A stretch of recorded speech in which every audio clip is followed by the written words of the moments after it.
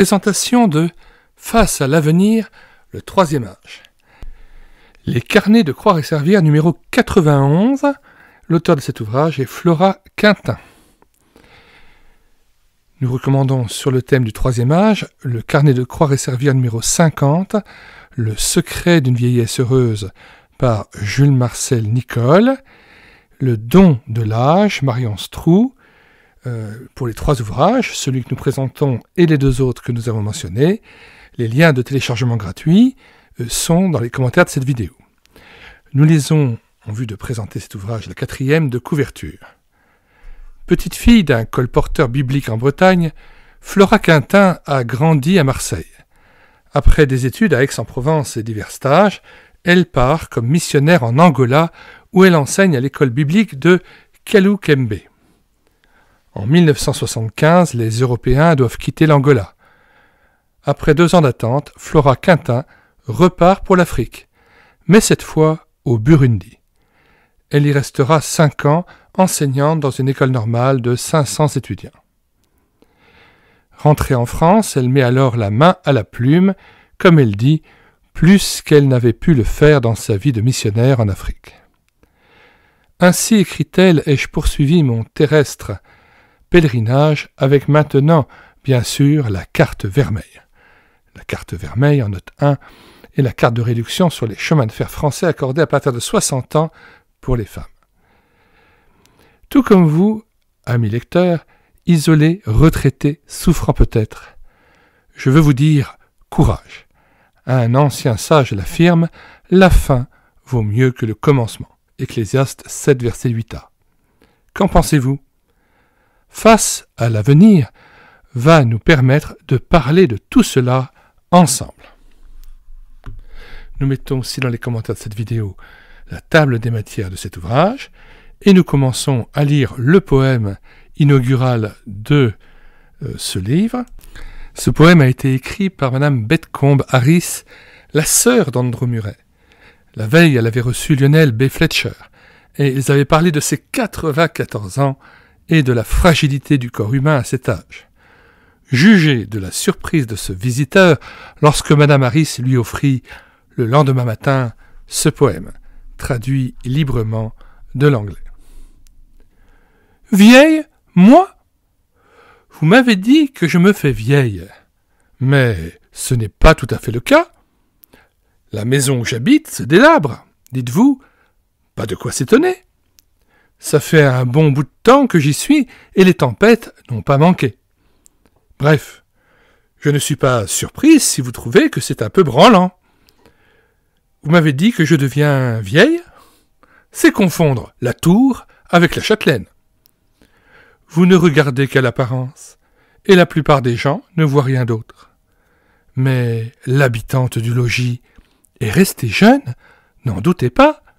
Elle est vive et gaie, tout juste à l'aube d'une vie qui durera au-delà même du jour éternel. La couleur du toit qui change, les fenêtres qui semblent obscures, les murs un peu transparents qui deviennent plutôt minces, le fondement pas aussi ferme que naguère, voilà ce que vous observez, mais tout ça, ce n'est pas moi. Oui, je rapiécerai la vieille baraque pour la faire durer jusqu'au matin. Mais bientôt, je déménage. J'entrerai bientôt dans mon chez-moi tout brillant de lumière. Je vais y vivre pour toujours, d'une vie sans fin. C'est super! Avec une telle perspective, comment pouvez-vous dire que l'on devienne vieux ? Ces quelques courtes années n'ont pu éteindre en moi l'ardeur de la jeunesse. L'éternité s'ouvre, pleine d'amour, de joie, de merveille. Pourquoi donc s'attarder devant cette cabane qui menace ruine ? Levons plutôt les yeux vers notre demeure nouvelle, que jamais rien ne détruira. Je veux à présent me faire belle pour ma chère maison de là-haut. Purifiée par le sang de l'agneau, je veux que mon amour grandisse, car la beauté de cette maison dans la gloire, quel mot pourrait la décrire ? Encore cachée à nos yeux mortels, elle m'est réservée, savez-vous ? Ma maison va être prête dans son pays au-delà du soleil. Mon Sauveur, au-dessus des cieux, en est l'architecte et le constructeur. Mais je crois savoir qu'il me laisse à moi le soin d'en meubler l'intérieur. Aussi je me hâte d'emmagasiner plein de trésors dans les greniers du paradis. Et nous ne résistons pas au délice de vous lire le premier chapitre, en espérant que vous pourrez poursuivre ainsi la lecture. Enquête, 3e âge. Vieux patriste. Un questionnaire sur page d'or à la main, je sonne. Pour un début, on ne pouvait mieux tomber. Me voilà en effet chez 2 sœurs avenantes et alertes, dont l'une va fêter ses 70 ans. Comme tous les jeudis, elles ont invité un jeune veuf de 87 ans. Présentation et interview séance tenante. 1. De quoi souffrez-vous le plus, monsieur ? D'avoir dû commencer cette année à tenir mon ménage, moi qui n'avais jamais cuisiné. 10 ans avant, nous avions fêté nos noces d'or. Sans ma femme, je me suis senti très seul. Mais j'ai accepté ma condition de solitaire pour pouvoir être encore utile. Profitant d'une apparition de Marthe, je l'interroge. N'est-ce pas la solitude qui affecte le plus gravement le 3e âge ? Autour de moi, répond-elle, c'est ce dont on souffre le plus. Mais ceux qui s'en plaignent le plus sont, dans la plupart des cas, responsables de leur propre solitude, car ils ne sont pas assez ouverts aux autres. Personnellement, je m'occupe d'aveugles, auxquels je fais la lecture et que j'emmène en promenade. Ces après-midi me donnent beaucoup de joie. À la maison, j'aime beaucoup recevoir des amis. En fait, Dorcas et moi, nous n'avons pas encore eu le temps de sentir vraiment la solitude. Deuxièmement, expérimentez-vous, monsieur, l'aide du Seigneur pratiquement? Oui, dans tous les détails, y compris les plus terre-à-terre. L'autre jour, je ne trouvais plus mon portefeuille. Alors, j'ai prié. En somme, plus on est près du Seigneur, plus il intervient dans nos vies, et cela pas seulement au niveau spirituel, mais aussi dans les petites choses très ordinaires. Vous attendez des précisions? Un exemple. À propos de la nourriture, comment la varier ou l'équilibrer, s'efforcer de mettre bien la table pour moi tout seul. Sans lui, je deviendrais routinier ou négligé. Mais il est là. Il me rappelle des courses à faire ou à ne pas faire, une bonne recette oubliée, un rendez-vous à ne pas manquer. Parce qu'on a moins d'assurance qu'auparavant, moins de facilité à décider vite, on a d'autant plus besoin, croyez-moi, de cet ami attentif et fort. Oui, je fais l'expérience que le Seigneur s'intéresse à ma vie quotidienne et qu'il peut m'aider dans tous les domaines. Troisièmement, la Bible vous parle-t-elle? Comment? Plus on avance et plus on doit cultiver la vie spirituelle personnelle. Dans cette relation d'amour avec Dieu, on commence à vivre une autre vie qui dépasse le passé. Le Seigneur devient l'hôte de la personne. Oh, quelle grâce!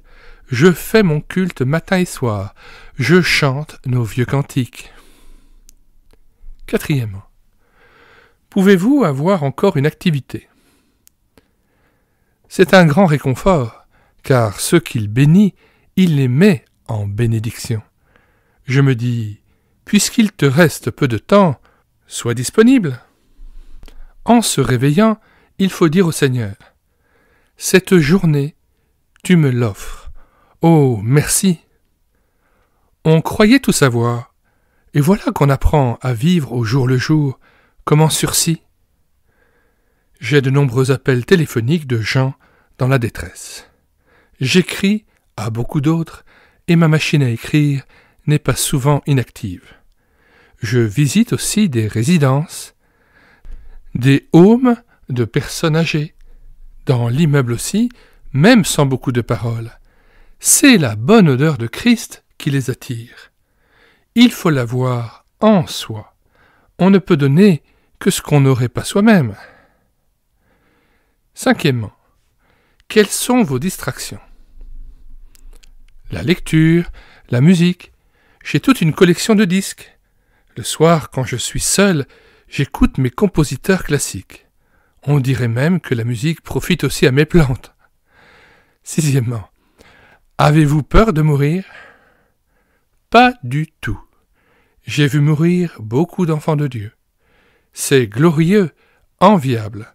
Je voudrais que mon dernier jour soit le plus beau de ma vie. Septième question. N'avez-vous pas peur de mourir seul? Non. Il y a 15 ans, j'ai eu un infarctus. Là, je l'avoue, j'étais anxieux. Je souffrais intensément. Mais si cela avait été le moment d'être repris, il y aurait eu consolation et joie abondante lorsque se serait ouverte la porte du ciel. Survient Dorcas en coup de vent. Dans la cuisine, j'entends Marthe qui s'exclame « Figure-toi qu'il parle de la mort !» Vite, je jette un coup d'œil à la lettre que Dorcas apporte. Il s'agit d'un vétéran docteur missionnaire en Angola, atteint maintenant du cancer. Voilà ce qu'il écrit. Ayant passé si profondément par la vallée de l'ombre de la mort, où je me réjouissais d'aller bientôt auprès de Jésus, j'ai été relevé par l'onction d'huile et je m'interroge sur le sens de ce délai accordé par le Seigneur. Une situation qui met en évidence le sens de l'existence et celui de la mort, sans pourtant nous enlever la faculté de jouir de la vie. Bien au contraire, dans la sécurité de Dieu dont je vous parlais, j'ai eu rarement des périodes où j'ai été aussi heureux. Malade et âgé, notre frère n'est pas triste, et même pas du tout démobilisé. La foi, et je lus hier soir, c'est la réponse au déclin. Pensez à Abraham, dont l'aventure commence à 75 ans. À Paul, lui, en fin de course et en prison, écrivant à Timothée qu'il avait froid. Tous m'ont abandonné. Dans ma première défense, personne ne m'a assisté. Le moment de mon départ approche. J'ai combattu le bon combat, j'ai achevé la course, j'ai gardé la foi. Comme vous, peut-être, cher lecteur, il se sentait seul, mais quelle morale ce vieillard-là n'avait-il pas? Courage donc encore pour ce dernier bout de route, toujours plus près du Seigneur, jusqu'à la gloire.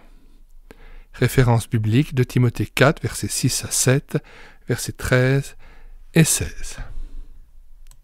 Permettez-moi, avant de nous quitter, de vous lire le poème qui clôt cet ouvrage, poème manifestement de Flora Quintin, daté d'août 87 à Sauve dans le Gard. M'aimes-tu? On t'a aimé, Seigneur, dans les heures de gloire, dans l'ardeur des combats, dans le feu du succès, quand l'action menée à bien, avec ton aide, nous portait en avant.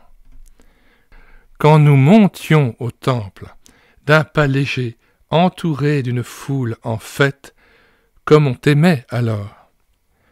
On t'a aimé, Seigneur, dans les heures de gloire de milliers rassemblés, pour, de nos lèvres, écouter ta parole. Quand ils scandaient leurs chants comme en un festival en l'honneur de ton nom. Quand, de nous, ils attendaient soutien ou réconfort. D'un sourire relevant leur courage, comme on t'aimait alors. Je t'aimerai, Seigneur, dans les heures sans gloire, au milieu d'un monde étranger, au regret des missions inachevées.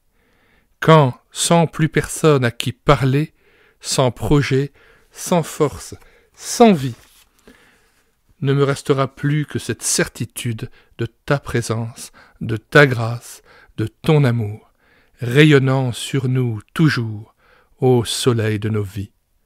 Ta flamme en notre cœur jamais ne s'éteindra. M'aimes-tu? Question posée à Pierre, nous le savons. Non sans réalisme, Jésus ajoutait « Quand tu étais jeune, tu allais où tu voulais. Mais quand tu seras vieux, Tu étendras tes mains, et un autre te ceindra et te mènera où tu ne voudras pas. Jean 21, versets 15 à 18. Incontournable nécessité, dépouillement voulu où l'on abdique enfin sa volonté, ses droits, ses biens. Épreuves qui nous permettront d'être prêts à entrer dans le royaume de Dieu, glorieusement revêtus de sa justice. Pourquoi ne pas chanter le beau cantique de Rubens Sayens ? Je crois à ton sacrifice, ô Jésus, agneau de Dieu, et couvert de ta justice, j'entrerai dans le saint lieu. L'aimer autrefois, oui, mais l'aimer aujourd'hui ? Nous mettons dans les commentaires de cette vidéo le lien de téléchargement gratuit de cet ouvrage. Le téléchargement se fera à partir du site internet médiathèquechrétienne.fr, site que j'ai bâti en synergie avec cette chaîne YouTube Elle écoutait sa parole, afin d'assurer la réédition numérique des ouvrages chrétiens épuisés et non réédités. Comme l'était cet ouvrage, nous vous invitons donc à vous rendre sur le site internet médiathèquechrétienne.fr afin de pouvoir profiter et de pouvoir télécharger gratuitement les 1000 ouvrages que nous avons déjà numérisés et mis à votre disposition. Il n'est nul besoin de s'inscrire, vous pouvez directement accéder à partir de la page d'accueil à l'onglet Livres et là regarder les dizaines d'auteurs et les centaines d'ouvrages qui sont déjà disponibles en téléchargement gratuit. Si vous voulez connaître les différents ouvrages que nous numérisons tous les jours et présentons sur cette chaîne YouTube Elle écoutait sa parole, les audiobooks que nous prenons en charge, les albums ou BD que nous lisons avec caméra de document, mais aussi les cantiques que nous mettons en parole, afin de nourrir votre louange individuelle ou en assemblée, abonnez-vous à cette chaîne YouTube Elle écoutait sa parole. Nous vous disons au revoir et à bientôt.